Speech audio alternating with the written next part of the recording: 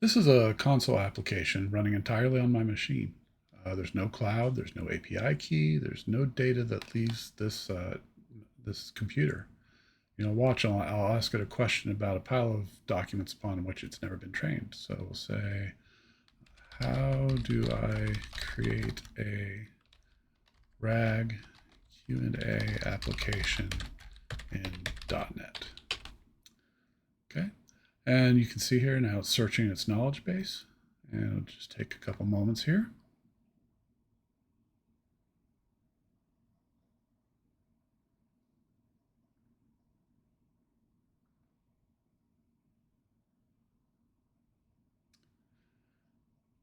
And there we have it.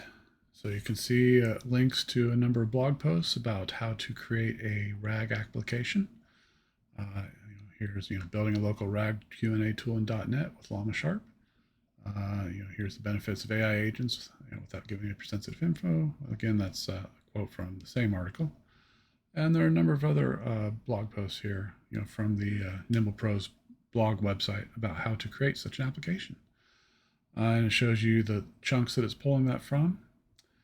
And, that's at its simplest form what a retrieval augmented generation application, or RAG as it's called, running locally 100% running 100% locally in .NET.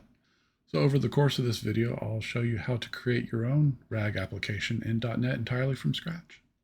I'm Barrett with Nimble Pros. Let's get into it. So picture this. You've got a folder full of Word documents or PDF documents or spreadsheets or some combination of all that. You've got a website with FAQs or blog posts or whatever it might be. And you know that somewhere in all of that is some piece of information that you're looking for. You just can't remember where it's at. You could take all that information, you could throw it at a cloud AI and get the answers that way, but that tends to get pretty expensive relatively quickly. And if that data is sensitive or proprietary in nature, you might not even be allowed to let that data leave your building at all. It has to stay on your local network. Well, RAG, which is retrieval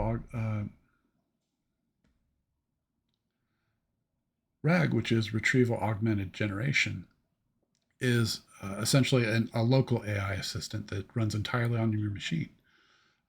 It's the data itself never leaves, so that problem is solved. So over the course of this video here, we're going to talk a little bit about what RAG is. We're going to talk about the stack that we're going to be using for this application. We're going to create a console application in .NET just to keep it simple for the purposes of this video. And we'll improve the look of it a little bit by using Spectre Console, the Spectre Console library. And we'll cover things like ingestion, how to get the data into a store where it can be searched and retrieved. We'll talk about how to embed that data into that data service. And then we'll talk about the query pipeline. What are the steps of taking it from ingesting all that data into your store, asking the question, turning that question into a search parameter, into the search parameters that you'll need to look through the data and find the right answers, and to pass all that into an LLM, which will generate an answer for you out of all those responses, or out of all that data. And we'll show you how to do all that locally here. By the end of this, you should be able to understand every step of this, or every stage of the pipeline, and not just how to wire up the library in your code. So let's start by talking about what RAG is. So it stands for Retrieval Augmented Generation. And the plain version is it's a model that has a baseline of knowledge, and then you augment that knowledge with your own data. So it has this general understanding of various things, how to answer questions, how to collate that data, but it doesn't have domain-specific knowledge.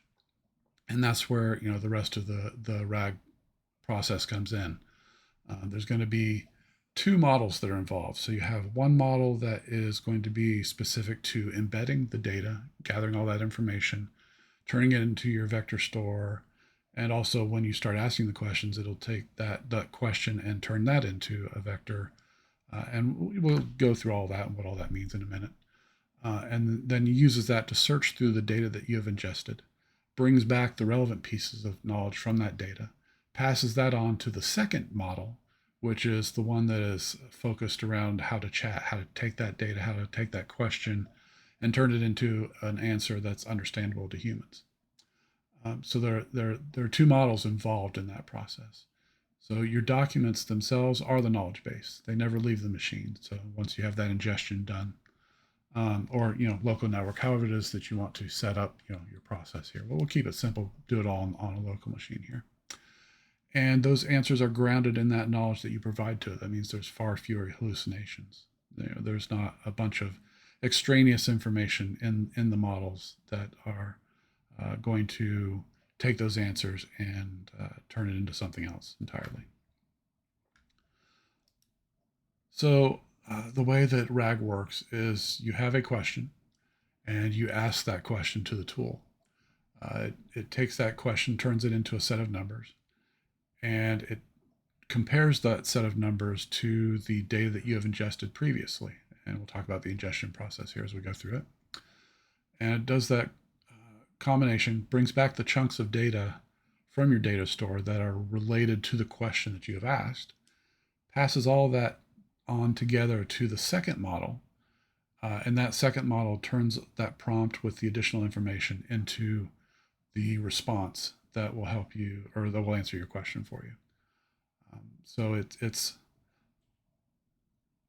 a multi-step process that involves those two models and brings it all together.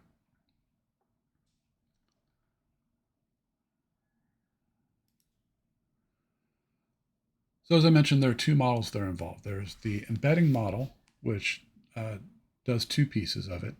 One is it does your initial ingestion of your source data. So it takes whatever your data sources are, whether those are Word documents, PDF documents, text documents, spreadsheets, databases, web pages, whatever it might be that you want to have as the source of knowledge to be able to answer those questions. And it will take all that information and it will put it into your data store. So for the purposes of this demonstration, I'm going to be using the Nomic Embed Text version 1.5 model.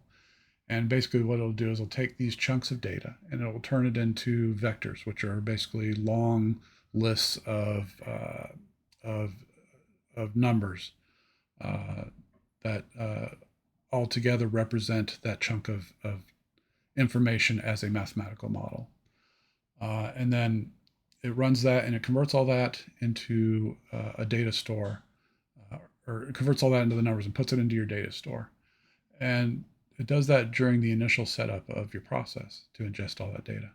And then when you ask the question, that same model will be used to take your question and convert that into a vector store or vector numbers. And it will then be able to compare those two sets of numbers. So it'll take that set of numbers that it generates for your question, and it'll compare that set of numbers to the numbers that were generated during the initial embedding. So it's very critical that you use the exact same model both during your initial ingestion and also at runtime when you're asking the questions. Because no two models will create the same set of numbers for the same chunk of text data or same chunk of information.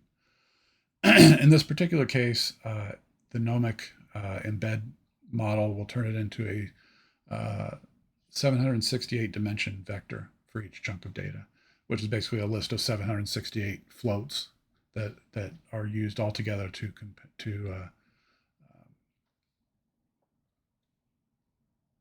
represent that chunk of data as a mathematical model.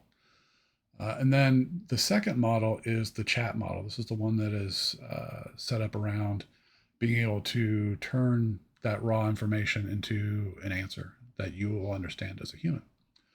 And that's known as the chat model. In this particular case, we're going to be using the Llama 3.18b for basically they call the Q4 K is the Q4KM is the short version of it. The one thing to understand is that there are literally thousands of different models for embedding and chat that you can use to run RAG processes, and each one is slightly different. Each one has its specialties and areas of focus. The Q4 model is a general chat model, which is used for basic Q&A. And the advantage of these models and RAG is that they're much smaller and lighter in memory than most of the models that would be used for like a cloud AI, and that enables it to run on your machine locally. And there are a number of trade-offs on that, and we'll kind of go through some of that as we're going through all this. But the biggest thing to remember is that it is a two-model system. So there's one for the embedding, turning it into numbers, and then there's the chat one, which does the actual question and answer part. So for this particular demonstration application, I'm going to use a couple things. One is the Llama Sharp library, which basically is the one that interacts with the two models, turns them, it basically allows your .NET to communicate with these models. We're going to use SQLite for our vector store, which is a local database that runs within the application. We're going to use the Microsoft Extensions AI, which is used to help .NET communicate again with the which is used to help .NET communicate with the LLM AI models. And then we're using PDFpig and the HTML agility pack as part of our ingestion process, because this demonstration application will be able to load in Word applications, Word documents, PDF documents, and text documents, and web pages. So in those various libraries there will help with all that ingestion process. So that's a look at the models that we're going to be using, or the libraries that we're going to be using as part of this. For our actual project structure, I've got several areas that are part of that. One is the abstractions, which is the basically the interfaces that everything else will implement. Done it that way just to make it expandable in the future. There's the ingestion, which is the various chunks of code that will work on the ingestion process, taking those raw sources. There's the chunking and embedding folders. Those classes are focused on taking that raw data that is pulled in through ingestion, turning it into those vector stores, and saving them into the SQLite database.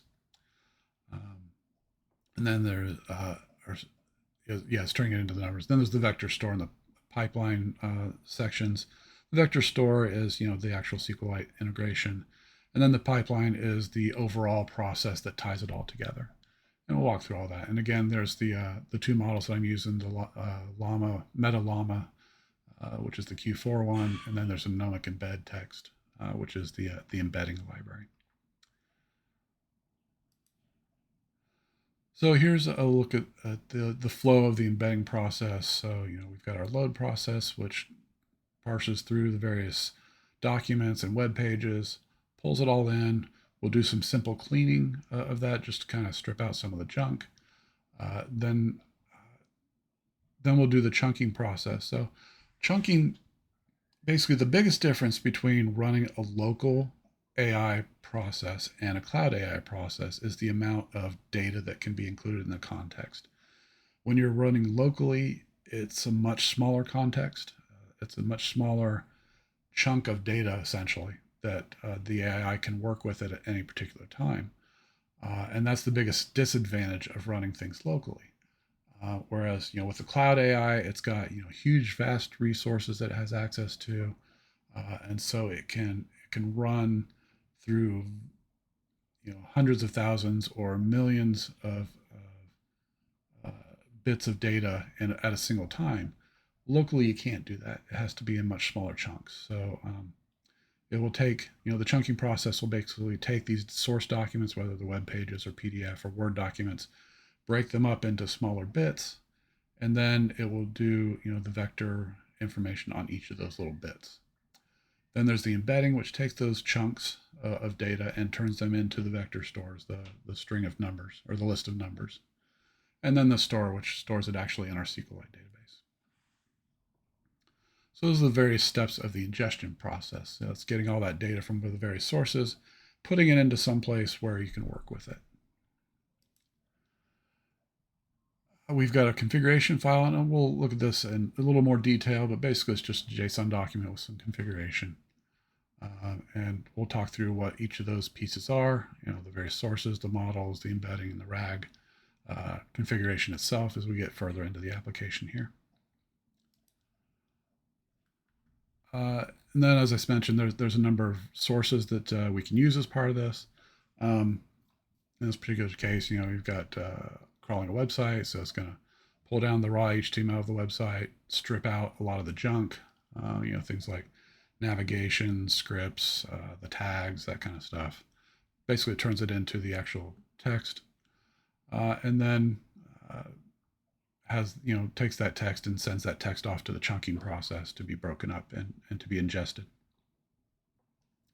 And we'll look at the example of the website code here in a minute as well. One of the key things to remember is we're talking about embedding. So we're taking that chunk of data, that chunk of text, and turning it into a numeric vector. And that in this particular case with the nomic model, it's 768 numbers in a single vector.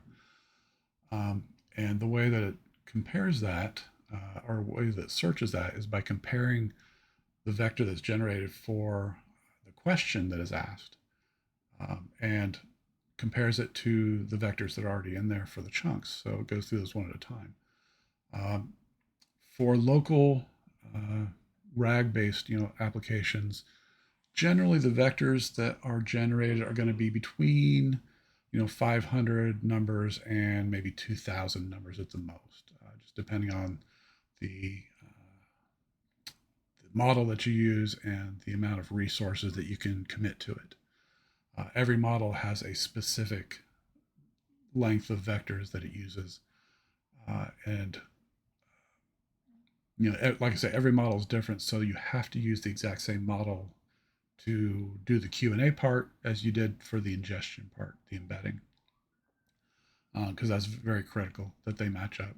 Otherwise, it's going to get a whole different set of numbers, and they're not going to match up, and it's going to get back. You're going to get back false responses or unrelated responses because it's not doing a proper comparison of the information. And that's the whole point of the embedding model, is to be able to be consistent in, this block of text converts into this string of numbers or this list of numbers, and being consistent with that. When it's doing the comparisons itself, it does what's called a cosine similarity. So basically it does a cosine function comparing the two vectors, and it will get a result between 1 and -1. So an answer of 1 or 1.0 is a perfect match. It means, this string that was part of your question is the exact same as, this chunk of data. You're almost never going to get a perfect one, but you're going to get pretty close to it. And as if you go back here to our original example, so the score over here is that cosine similarity score. So in this particular case, it's 0.742 is the closest match that it had between my question. And I kind of skipped over the answer piece here, but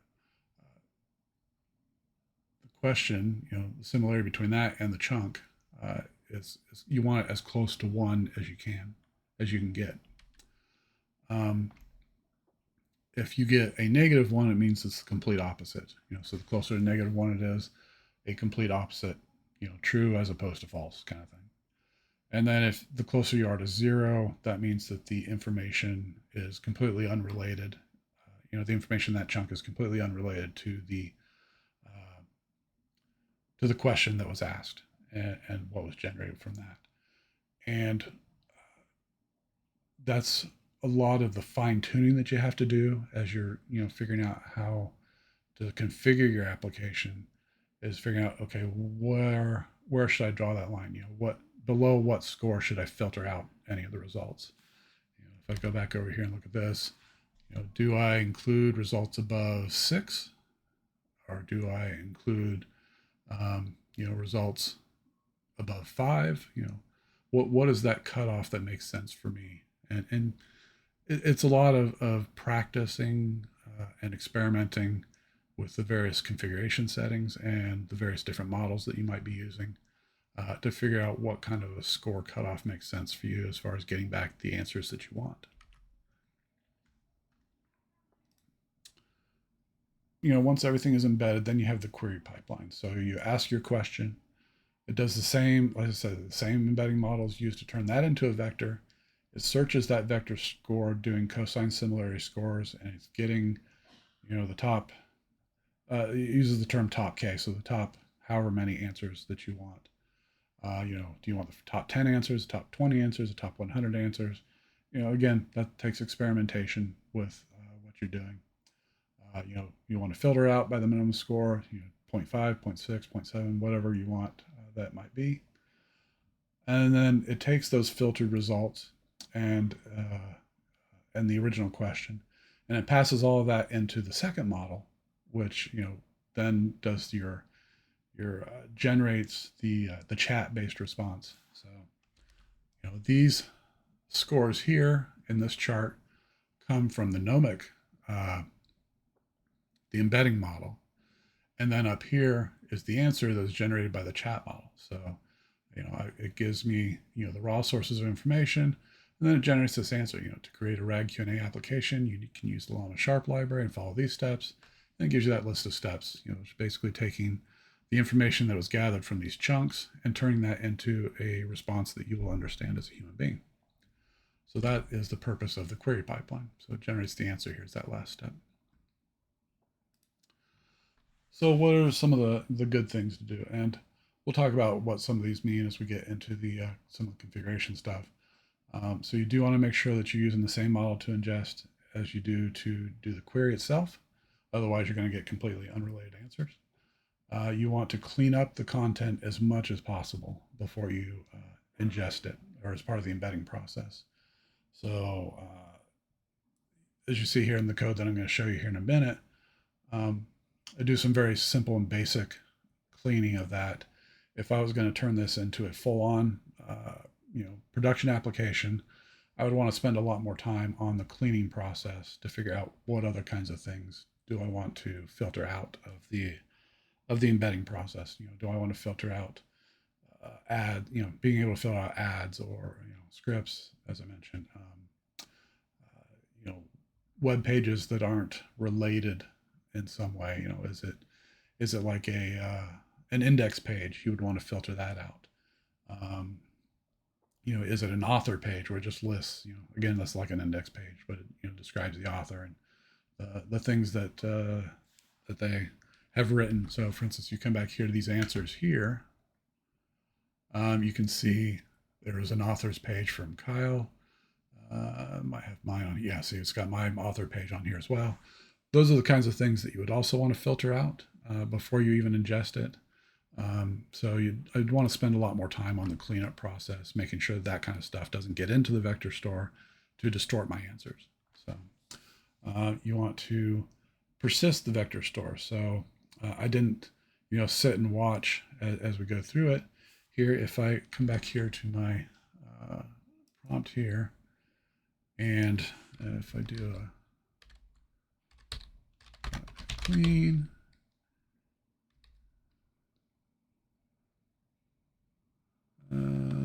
oh, it's because my other demo is still running.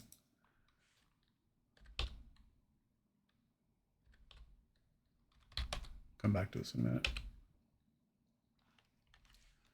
Oops. So if I do a .NET clean and .NET build to reset my SQLite database, and then do .NET run, and you can see it's ingesting the documents once again, and it will take a while. I'm not going to sit here and make you sit here and watch this because it will take between 5 and 10 minutes for that initial ingestion. And what it will do, so you want to make sure that you're storing that information long term. Again, if I was going to turn this into a production database, I wouldn't want to use SQLite. I'd want to use something that's like Quadrant or something like that, or PG Vector. one of these other data sources, which are dedicated vector stores instead of a normal, relational database like SQLite or SQL Server or something like that. I'd want to use something that's more designed for being a vector store to turn into a more professional system as well. You do want to spend a lot of time tuning uh, during your initial setup. Figuring out how many results do I want to get, what's the minimum score, how do I want to filter things out, uh, and you'll need to spend a lot of initial time doing all that tuning and setup. Um, you'll see uh, in the configuration as we go through it that there are two different top K values in the configuration. One of them is related to the embedding or the sampling, and the other one is related to the retrieval. And those are two different things, and it's pretty easy because they use the same term. It's pretty easy to get those confused. You obviously don't want to change the embedding model because if you do, you need to re-ingest everything, um, and you want to clean up your data and things like that. So there's a lot of the do's and don'ts around that. So let's get back more into the demo and looking at the source code here. So if I jump back over here, you can see it's still ingesting. So we're going to go ahead and jump over to the source code here.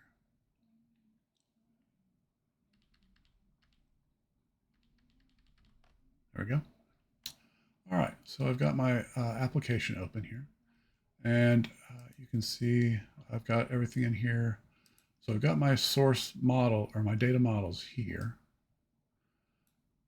And you'll see that the LLM models will have this .gguf extension generally. Not always, but that's generally the extension that by which you can recognize these. You can see I've got my llama, which is my chat model, and you can see that one is 5 gigabytes almost. And then you've got my embedding model, which is not nearly as big, but it's not showing me the size here. But basically, they're both binary, and they're both fairly large, but nowhere near as large as if you were to try to implement a cloud model locally. And the size of the models varies greatly depending on its function, its capabilities, and whatnot. And as I said, there's thousands of different models out there that are available for you to choose from.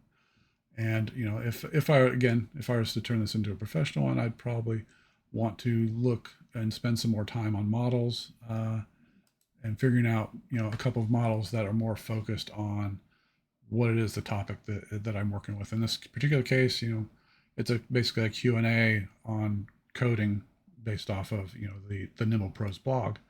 But if I was to want to create one that's specific to JavaScript coding or something that's specific to my company's product or whatever it might be, I would want to find models that are more focused on being able to answer questions related to that thing or being able to properly ingest and turn that information that I'm providing into vectors that are useful for me. Like there are models specific to medical information. There are models specific to engineering kind of stuff. And there's just like I say, there's a bunch of different models that are out there. So in my source code here, I mentioned the various files or the folders that we've got here. I've got my abstractions, which has my various interfaces and whatnot. Here's my overlap chunker, and we'll look at that in a minute, which is the ingestion or the chunking process. I've got my embedding process, my ingestion process, which is the getting that raw source information, and then my overall pipeline, and then here's my vector store stuff. So I do have an in-memory one that's in there, but again, because it takes so long to ingest anything, you'd only want to use that for maybe some initial testing as you're setting things up, and then you'd want to have a more permanent store for that ingested data. Okay, so that's most of that, and let's start with the configured document here. So I've defined in here my sources, and you can find these however you want. So it'll search this local folder, which is my docs folder here, which I've got up here. I just have a sample document in here, which it looks at. And then I've got a website defined, which is the Nimble Pros blog. And what you can do with some of these, so for instance, for a local store, you could tell it what type of documents to look for. And as long as you have, a reader that can read any of those types of documents, it'll work for those. And then for the website, I've got a setting for max depth, which says, okay, follow the links that are in that document that you find that web page, but only go as far as 4 deep, and it won't go off-site either. So it'll only look for things that are on the blog.nimblpros.com domain. So it won't follow any paths that go off of there. So, but you could code it. If you want it to go wandering off all over the web, you could do that. Although be ready for it to go on forever. I've got my chat model here. It's defined under this, and it's telling it which one to use. In this case, the Llama 3.1. And you'll see a number of things that are set around that. Again, we've got top K, which basically says, how deep do you want to go? There'll be things like the repeat penalty, which basically says, how controlled do you want to be over repeating yourself. And that, again, you have to experiment with that kind of thing. Frequency penalty, again, is the same kind of thing. How harsh a penalty is it? How many tokens to go deep, and tokens are a representation of the amount of text that will work with at a single time, and that's basically tied to the model that you're using. So you have to understand some of the details about your model that you're working with. Then I've got my embedding size, in which case it will, define what the model is.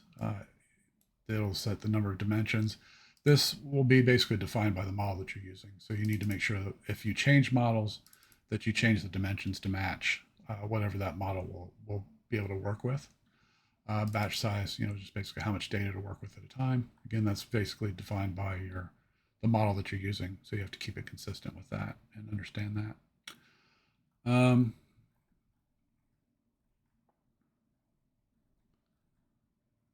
see here. The ingestion, so the chunk size. So basically, it'll go 1,000 characters at a time, and then there's overlap. So because you're breaking the chunks up into smaller bits, or you're converting those big files into smaller chunks that it can work with. So you're saying, okay, take 1,000 characters at a time, and then the overlap says, because you don't want to cut it off. I mean, you do have a cutoff as part of a chunk, but you want there to be some overlap between the chunks so that related chunks will get associated together. So basically, if it's going through a paragraph and it cuts off in the middle of a sentence and it goes on, there needs to be some overlap so it goes back a certain amount and it can get that full sentence. So it has a good understanding of whatever's included in that sentence. So there needs to be some overlap. And a good rule of thumb for the overlap on chunks is between 10 and 20%. So here you can see I've set 200, so it's 20% on this particular one. I could make it smaller. I could make it bigger. It's just a matter of how much you want to work with that. Again, here's the default top K. So one of the things to remember with the default top K is that it gets overridden by the other top Ks. In this particular case, I've set them to the same. So basically, it's saying get the top 15 results to pass into from the question ingestion of that, or not ingestion, but from the question piece, get the top 15 answers, make those part of the context that are being passed into the chat model. So from the first model to the second model, saying get 15. It'll default to 15 here, but this is the setting that actually matters. So it'll get 15 back from the database, and then it'll pass 15 from whatever those results are from the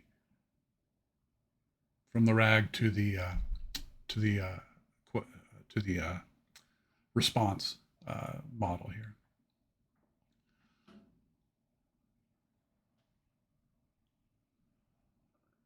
Force reingest, basically, every time I run the application, it'll reset that. So I'd probably want to change that to be false. Minimum score, so saying don't return any results that have a score lower than 0.5. If prompt template, if you want to put a prompt template in there, so saying, suggesting, if I were to put something in here when it comes up here and asks my question, ask a question from your knowledge base, it would change that to be whatever it is I put in the prompt template. That's just the default. The exit commands, exit and quit. So if I were to type exit or quit, you can do either one to get it kicked out. And then top max sources to display. So you saw when I got my answers here. So you're saying even though it got back 15 sources, I only responded, or I only showed you, the user who asked the question, the top 10. So, and you could change that to be 15 to match that. Obviously, if you set it higher than 15, it wouldn't matter because it's only getting 15 back from the vector store anyway. So those are the various settings there. And again, understand that the top K here under this model is different than the top K under here. Those are two different meanings. So there's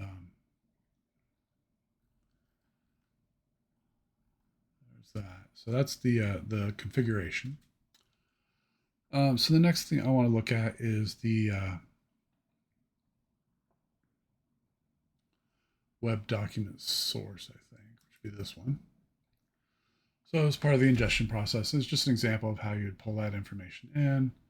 So you can see it's getting the configuration information. It's going out to my website, creating my client, sets up a queue. So as it's working through the links that it starts, so it starts with the base URL that you give it. Looks at that, says, okay, are there any links here? As it finds additional links, it puts those links into the queue, and it will just work its way through the queue until it runs out of things that match. I also want to keep track of the sites or the pages that I've already visited, because you don't want to repeat yourself over and over again. Otherwise, you'll get stuck into an endless cycle depending on how the links are designed on your application, on your website. So you want to keep track of places that you've already been so you don't go back to those again. So as it's working through that, it'll look at each one, it'll download the information. It does have the ability to get PDF files from a website. So it'll look at those, and if it's a PDF document, it'll load it as a PDF document. Otherwise, it'll treat it as an HTML document. Gets that information from the document and just works through all that. So if it's PDF, there's the code for loading the PDF information. Otherwise, it's treating it as an HTML and pulls that information in. And I've got a remove noise function here, which basically will pull out a bunch of the crap like tags and the header information and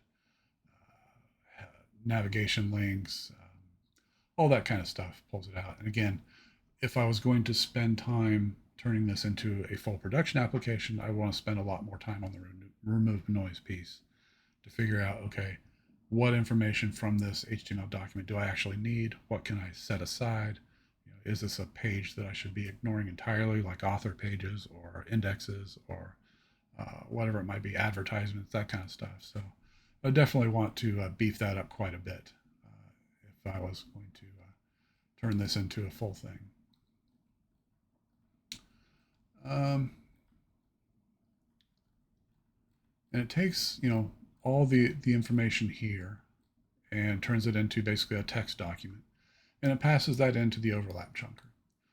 So what this does, will take that full document and it'll break it up into chunks that are of the size that the application can work with, or that the model can work with. So in this particular case, with my settings here, I set it to 1,000 characters in length with an overlap of 200.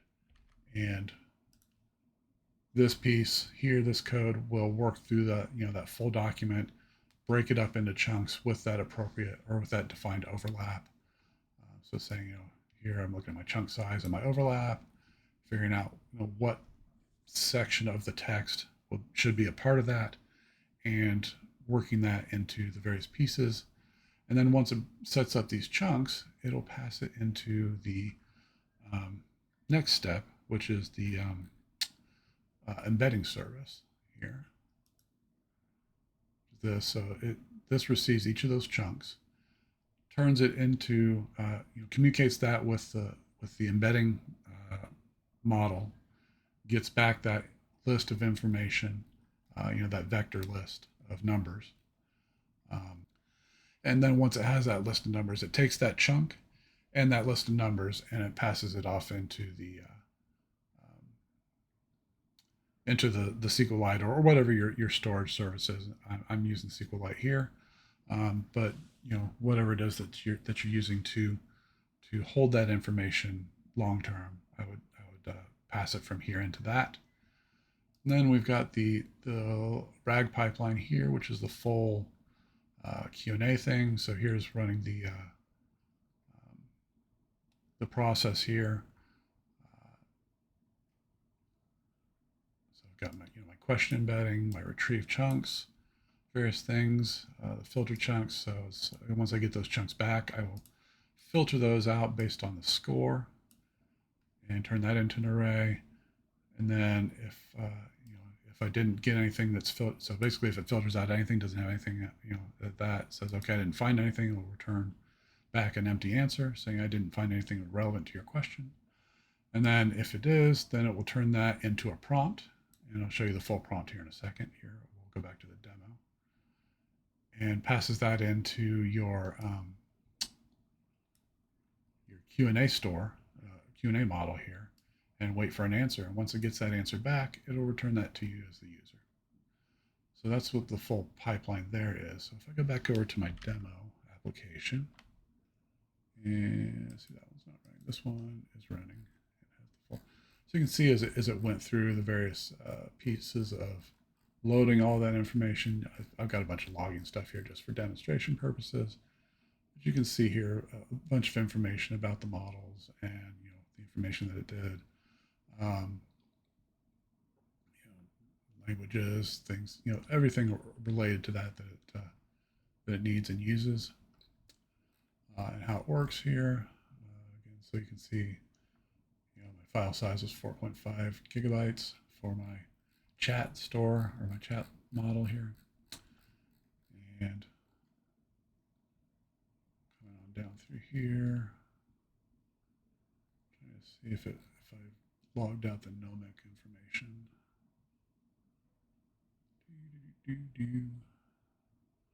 I might not have that in as far as the logs. This is all about that. So it skipped all that stuff. So, okay. So again, I have my question here. So let's ask that same question. So how do I create a RAG Q&A application in .NET? And it's searching through that database. So it takes a couple of moments. And again, that's one of the disadvantages of running locally is that it does not show you nearly, or it does not run nearly as quickly as a cloud AI would run. And again, that's the difference in the capabilities of the local models versus the capabilities of the cloud models. The amount of resources that are there, ChatGPT or Claude or whatever it is, they seem to run fairly fast a lot of the times, and that's just because they have massive resources behind them, and that's the cost too. That's why it's so expensive. That's why ChatGPT or Claude costs you $20 or $100 or $200 a month for however much you're going to be using it. Or even more. There are people who are running up 10 or 20 or $100,000 a month. There's all kinds of articles recently, as I record this, about how a lot of companies are cutting back on AI just because it's costing them so much money. AI gets very expensive. the trade-off, if you want to run locally, and you can see it's finally done here. It took probably what 30, 40 seconds as I was chatting there. The trade-off, running locally, you don't get quite as good or detailed an answer, but a lot of times it's good enough, and it takes more time. So again, it's not as quick just because it's limited by the resources that are available on your machine. Your processor, your memory, your video card, GPU, whatever the resources that you have available on the machine that you're running it on will limit the capabilities of the model that you're running locally. So let's look at some of the detailed information here. So let's look at the detailed chunk information.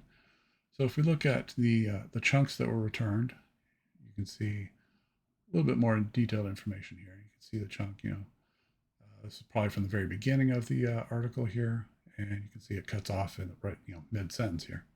And that's why you have the overlap, is so that, whatever the next chunk is, probably starts somewhere right in here, or probably not, probably closer to here. And so those overlapping chunks allow it to better find information. Whereas if you were to just cut it off and have no overlap, then, if there's something important in this sentence, basically it's a, whatever it is. If that was relevant, it's not going to give you the answer because it's cut off mid-sentence. So you can see the details about these the chunks here. But let's look at the assembled prompt. So let's go back up here to the top. So that whole embedding and pipeline and the Q&A pipeline and all that puts together this full result. So let's go back up. Here we go, the assembled prompt.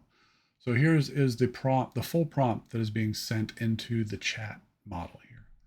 So you've got instructions basically for the chat model. It says, if you don't have an answer, say you don't know. Don't make up an answer, and use only the provided context to answer the question. So and then it passes in what that context is, and that context is the chunks that it pulled back, which it determined were related, and it could be in this particular case up to 15, because that's what I defined as the number of chunks to include my top K in this particular case. And so you have this embedded information here, which gives it the information that it needs to create the answer. And then at the very bottom, it gives the actual question. So what my original question is, how do I create RAG-Q&A application.net? This is all the information that is passed in from the embedding model to the chat model. And this chat model takes this full context here that's just got passed in and will give back an answer. And go way back up here to the answer here that it brought back. And you can see here that this answer is not the exact, even though I asked the exact same question, it's not the exact same answer that it gave last time. So, so you've got this information here, and you can see it's quite a bit longer than the previous example is. So this is the full response that was brought back from the question this time. All right, so let's go back here.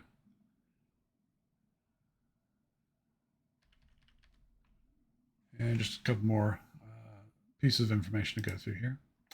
So again, I talked about the trade-offs. So running a RAG model locally, the trade-offs are you have privacy, because the data never leaves the machine. It's all right there on your machine. Even in the ingestion process, it's only going out and grabbing that information and bringing it back to your machine. It's not leaving your machine ever. There is no cost other than your time. So you're not paying your Claude fees or ChatGPT or whatever API that you might be using, Azure AI, whatever it is that you're using on these cloud models. You're not paying any of that. There's no network round trips, and again, latency is not that big a deal for most of us. But you might be in a place where latency is high. You might not have great network access to the internet or to these cloud models, and or cases where, yeah, it's fairly common where these cloud models are overloaded. Where Claude or ChatGPT or whatever it is that you're using might be overloaded at the moment, and you can't even ask the questions. So there's that trade-off there. And then you have a lot more control. You can pick your own model and your own settings. That's kind of a double-edged sword because, like I say, there's thousands of models to choose from for both the embedding and the chat piece. But there are costs. Again, the quality is capped by the resources available to your machine. The context windows are far smaller, so you have to use those chunking processes. You need to spend time tuning it. It's not something that somebody else has provided for you. You have to spend the time making it work. And if you have a machine that's again CPU only, where it doesn't have like a GPU to help enhance that capability, then uh, you know the larger models will be a lot slower. And that's really where the whole cost of cloud AI comes in, is because they're assembling these massive banks of video cards. And that's why it's almost impossible for us as a regular consumer to find a video card these days for a decent price. Um, and the reason for that is because these cloud vendors are snatching up all these video cards to create these vast arrays, because a GPU, a graphics processing unit, does a lot better processing vector information than your normal CPU does. So, that's why these cloud models are a lot of times much faster and can handle much more information. It's because they can work with these much more massive vector stores and do it much more quickly than you can do on your local machine. Now, if you can afford to get several high-end video cards for your own AI processes running locally, then great. Then you have pretty good performance. But if you're using an old laptop or an old desktop machine with an old video card in it, or even worse, with an integrated video chip, and you don't even have a dedicated graphics card, then the performance is not going to be great. It's especially the larger models that you use. Uh, you might not even be able to process some of these requests and some of these models. So there are trade-offs either way on that information. So what do you need to know? So one of the key advantage of RAG is that you are certain that it's grounded in the data that you're providing. It has that basic chat model, but most of the information that it works with is the information that you've provided from your website, from your PDF documents, from your Word documents, from your own spreadsheets. So you can be more certain that a RAG model is going to be giving you a more accurate answer, or an answer that is more in tune with your own data, as opposed to what the cloud models might come back with. It's private, and it's not dependent on the cloud, so it runs entirely locally, so it's entirely on you. Um, you need to make sure that your ingestion process is high quality. Are you filtering out all the crap that shouldn't be in there? And you'll have to spend a lot of time setting that up and making sure that is good. But once you've got that process in place, then the results that you get will be pretty high quality. And again, if you're going to turn this into a full production app, you'd want to improve things. You want to be very selective with the models that you're using. You want to make sure that you're using a dedicated vector store database like Quadrant, or PG Vector, or I think Redis has one. There are other data stores out there, data systems that are tuned for vector information, and you'd want to swap out and use one of those instead of SQLite or in memory. So that's pretty much it, and we will include a link to the repository that I use for the demonstration, so you can see the full code and run it yourself, and play around with it and come up with your own RAG Q&A systems that you can run locally. So thank you for your time, and I appreciate it, and have a good day.